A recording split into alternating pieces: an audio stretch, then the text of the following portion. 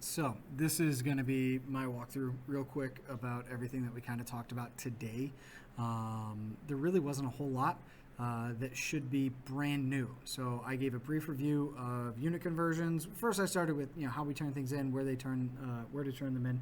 So if you have those questions, please don't hesitate to email me that.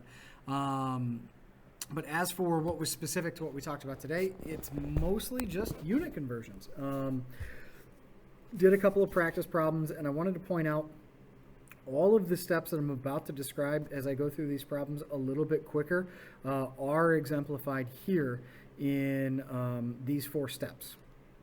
So it walks you through literally everything. The first thing that you need to recognize is when we're converting 27 inches into feet, the number they provided was 27 inches. So you start with that by itself. You not only start with that by itself, but you make it a fraction by itself. Over 1. Always going to be over 1, not over anything else. For our unit conversions with the empirical system, which is what we're starting with, your inches, your feet, your ounces, your pounds, you're always going to need to do these T-chart things that should remind you of stoichiometry from chemistry last year. Not going to be as detailed as stoichiometry. There is no balanced chemical equation that you're going to need here, but it describes how you're going to need that value of inches to cancel themselves out. So inches needs to be in the denominator. I'll show you why, the long version here in a second, why inches needs to be in the denominator. That means when you convert from inches to feet, you need some sort of relationship between inches and feet. And so that's going to be what we call a conversion factor. There's going to be a ratio, a fraction, that represents how many feet go into an inch or how many inches go into a feet. It could go either way. If you want to talk about how many feet there are in an inch, it's obviously going to be less than 1 foot, but you can have a non-zero number.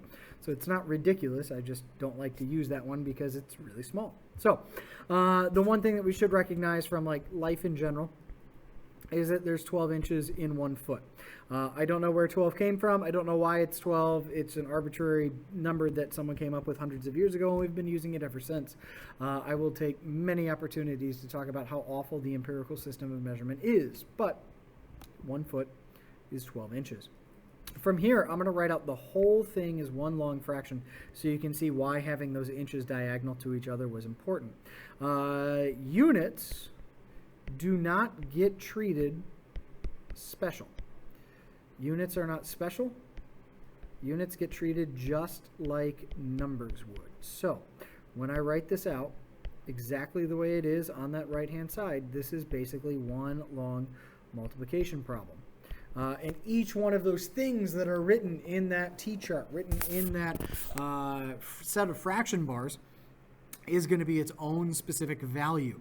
And so it doesn't matter if you swap out the inches and feet that you see there on the right with whole numbers.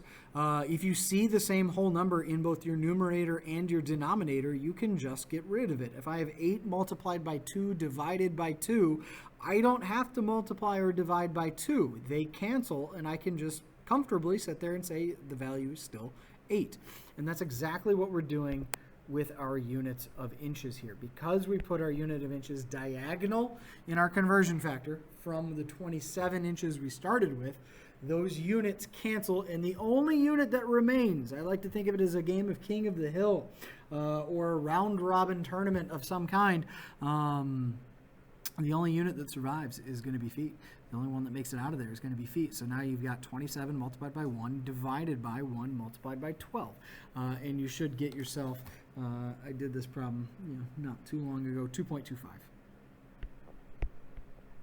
2.25 feet is going to be your final answer. So that's why it's always got to be diagonal. Feet goes up in the numerator just because I didn't have anywhere else to put it, right? Something had to be in the denominator as well. So that's all the last couple steps there we're talking about. In terms of, well, we did one more example, so I'll keep this just like class. I did one with them, and then I asked them to do 2 for me. We walked through it together. So 26 liters is where we start. I'm going to make my T-chart. I'm going to put 26 over 1. Same step, same procedure every time. This is the number that was provided, so you start with it, put it over 1. We need to convert liters into gallons. So because I want liters to cancel, liters has to go in my denominator. Liters and gallons both measure volume. So I'm going to come up here to my conversion factors. Conversion factors are not anything you're ever going to have to memorize. They'll always be provided for you, just like the periodic table in chemistry last year. You didn't have to memorize that either. So in this particular case, milliliters shows up in that last one, but I don't ask for or need cubic centimeters. Quarts is not something that I'm interested in either, so this first conversion factor should be the one that you use. Gallons is going to be in your numerator, and according to the conversion factor, there is a number 1 next to that number of gallons, and there is a 3.8 next to your liters. So in this particular case, just like we did up above, it's 26 divided by 3.8. That 26 divided by 3.8 should get you about 6.8. Again, your unit that survives all of this chaos is gallons. Put a box around it so that I know you're done. When you go to show your work, showing your work is a requirement. It's not a requirement because I want you to suffer. It's not a requirement because other people make it a requirement and I'm following suit. In this day and age of people putting everything that they want out there, regardless of whether or not they have evidence to back up whatever claim it is they're making, it happens on every end of every spectrum. It doesn't matter if it's political or religious or whatever. The one thing that we do in this class, and we should do in all of science, is provide evidence. That's what this is, right? So not only do I give you all of the answers for the problems down at the bottom of the page. Look, there's 6.8 gallons. Not only do I give you the answers at the bottom of the page, so just writing 6.8 for your homework would not be good enough. I need to know you know how to do it. You need to prove to me that this is indeed 6.8 gallons. Otherwise, you could just write down any random number, and if I don't ask for proof, then I have to take your word for it, and it might be incorrect. So if you're going to make a claim, provide evidence. That's really all showing your work is. It also gives me a place when I go back and look at your homework assignments when you've submitted them. It also gives me a place to spot where errors might be so that I can say, hey, don't do this again on the exam, that sort of thing. And that's why we do that. So that's what showing your work should look like. The metric system is the next thing I'm going to talk about. That was your empirical system. The metric system is awesome. Superior. We have tons of different ways in which you can measure things. Temperature alone, there's Celsius, and then there's Fahrenheit, and then there's Kelvin. You talked about Kelvin a little bit last year in chemistry, so that's a perfectly valid way to measure temperature. And then there's obviously multiple ways you can measure distance. In the empirical system, there's miles, there's yards, there's feet, there's inches. In the metric system, there's meters and kilometers and centimeters and millimeters. And my point behind the metric system is that they all have the same base of a meter. So the metric system is all based off of one unit that gets bigger or smaller as you go up or down that scale. And it's all based off of the prefix that is attached in front of it. Just like in the English language or any language, I never studied Spanish, but I took 6 years of German. German has prefixes, right? It's a segment of a word or word fragment that goes in the front of that word, and it can change its meaning. You put a certain prefix on a word in German, and it can make it past tense. It can make it present tense. You know, whatever it is you have there can give it new meaning. That's what these prefixes do for us. So if you've got the letter M all by itself, that's just a regular old meter. If you have km, the base unit is still m. It's still a meter, but your prefix is now kilo. That means that you have 1,000 meters. You multiply by 1,000. If you have cm, the base unit is still a meter. The C stands for centi, right? Now you have 1/100th of a meter. A century is 100 years, so a centi is 1/100th. If you have two m's, this is a millimeter. The last one is still your base unit, and milli is the prefix that you put in front of it. Just like a millennium is 1,000 years, a millimeter is 1/1000th of a meter. And so that's all your prefixes really mean. And moving back and forth from those prefixes is relatively straightforward. You can use dimensional analysis for it. I don't encourage it because I'm going to show you a shortcut for it here in a second. But let me show you how to use dimensional analysis for it. 400 centimeters is the number that you start with. You're still going to do 400 over 1. Centimeters is going to go down below because you'd like it to cancel out. And we're going to convert this to meters. The prefix centi from your reading seminar class 2 years ago, or just Latin in general, represents 100. There are 100 centimeters in every 1 meter. We could do this the other way. Let me show you this. and use the conversion factors that were actually on that lab. That's where I got the other table with the prefixes and stuff. It's found in your textbook as well. It'll be part of that reading note quiz. You could also write it out as 0.01 meters for every 1 centimeter. I don't like doing the one on the right because multiplying by 0.01, you get numbers that are really small. I think it's easier to remember there's 100 centimeters in a meter, just like there's 100 years in a century. If that's good for you, then divide. You'll get 4 meters. If you want to use what was directly and explicitly provided on the table, then use that one, and you're still going to get 4. It doesn't matter how you do the conversion. There is an easier way to do the conversion, and that is something that I posted up on the Teams page. So if we go back to the Teams page, we go to Files, Class Materials, Semester 1, Toolkit, because that's what we're doing right now. You have this metric ladder.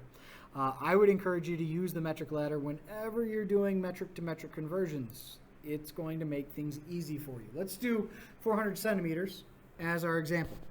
So let me get my pen. 400 centimeters. We want to convert this into meters. First thing you got to do with the 400 centimeters and this staircase is figure out where the decimal point is. Because I don't write a decimal point anywhere in that 400, you can always assume, unless otherwise provided, it goes at the end of the number on the far right-hand side. 400.0 centimeters. If I want to go from the prefix centi to my base unit of just meters, no prefix in front of it, just meters, this staircase not only tells you what direction to move that decimal point, but it tells you how many times to move that decimal point. So if we're going from centi to my base unit, I'm starting here and I'm ending here, I will move this decimal point 1 and 2 spaces to the left. I'm going to take this decimal point and move it 1 and 2 spaces to the left. That 400.0 now becomes 4.0. It's measured in meters. This is how easy the metric system is. There's no 5,280 feet per mile. There is no 3 feet per yard, 16 ounces per pound shenanigans that you need to deal with in any way, shape, or form. All of these prefixes are 10 times larger or smaller than the prefix adjacent to it. So if you wanted to, let me erase these guys. If you wanted to describe your base unit as 0, then if you go up to kilo, this becomes 10 times larger. So, I don't know, let me make them actually whole numbers so that it's a little easier to comprehend. If we have a base unit, let's say of 4 meters, then if I want to go up the other way and talk about how many decameters that's going to be, we're going to move that decimal point once to the right. That's 0.4 decameters. If we want to get to hecto, that's 0.04. If we want to go to kilo, that's 0.004. You just keep moving the decimal point 1 to the right, or 1 to the left in this case, every time you do that. If you want to go the other way, you can. 4 meters is also 40 decimeters. It is also 400 centimeters, and it is also 4,000 meters, right? It'd be like if someone said my child is 24 months old, you could just look at them and say your child's 2, right? It's 2. It's the same number. That's what this metric system allows us to do, because each one of those is 10 times larger or smaller than the one adjacent to it. All we have to do is move the decimal point. The most common conversion we're going to do in this class, the one that you should focus on the most, is centimeters to meters. Meters are the base unit for almost all of the calculations we're going to be doing throughout the course of this school year. And typically in a lab setting, you'll measure something in a number of centimeters. So knowing how to do this conversion is going to be probably the biggest thing that you could figure out for the beginning of the year.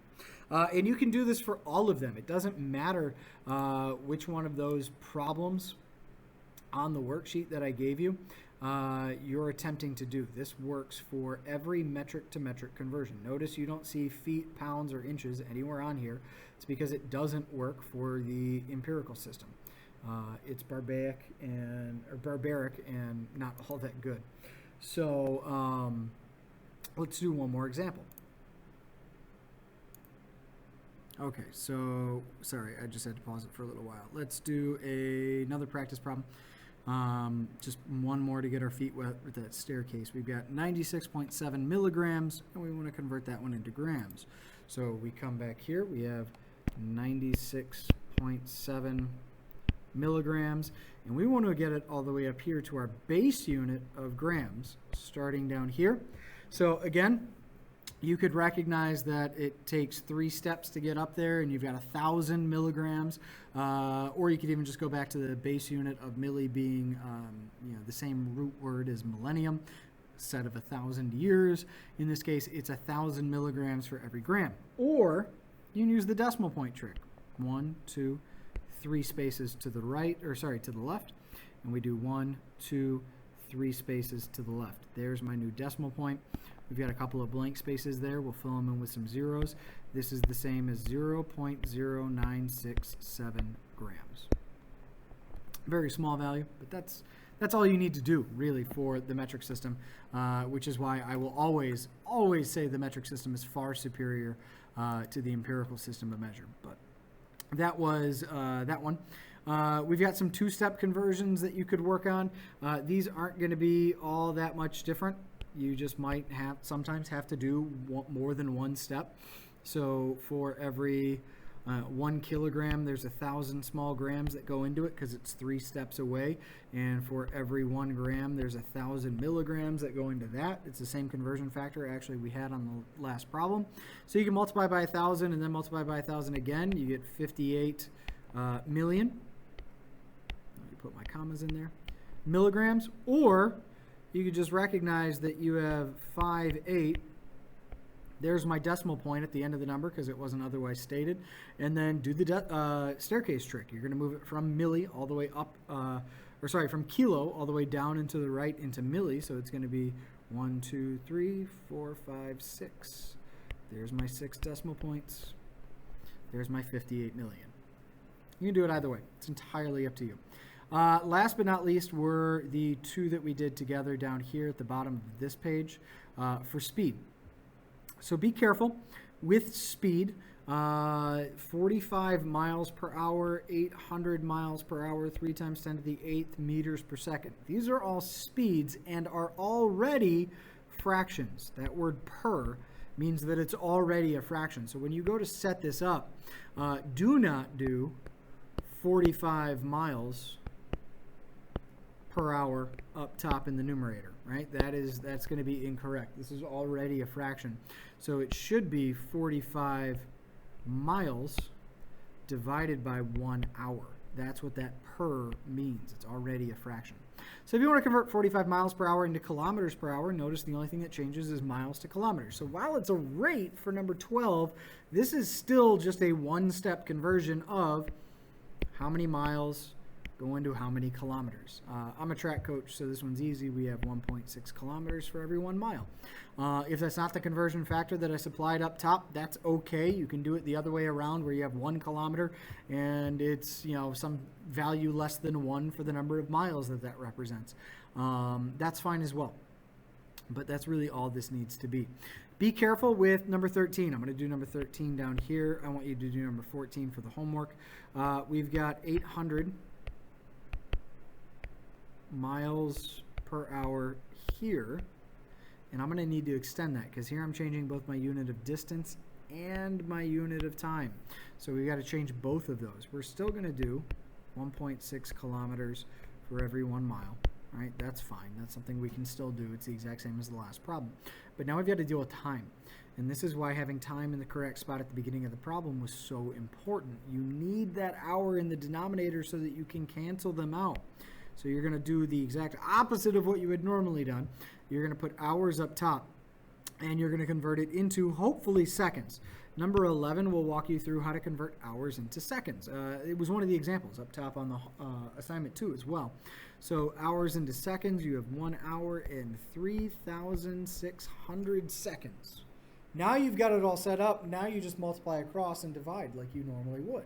800 multiplied by 1.6, multiplied by 1, sure, but then also divided by 3,600. That will leave you with, when miles cancel and hours cancel, only kilometers and seconds on opposite sides of that fraction bar, kilometers per second, and that's exactly what you wanted.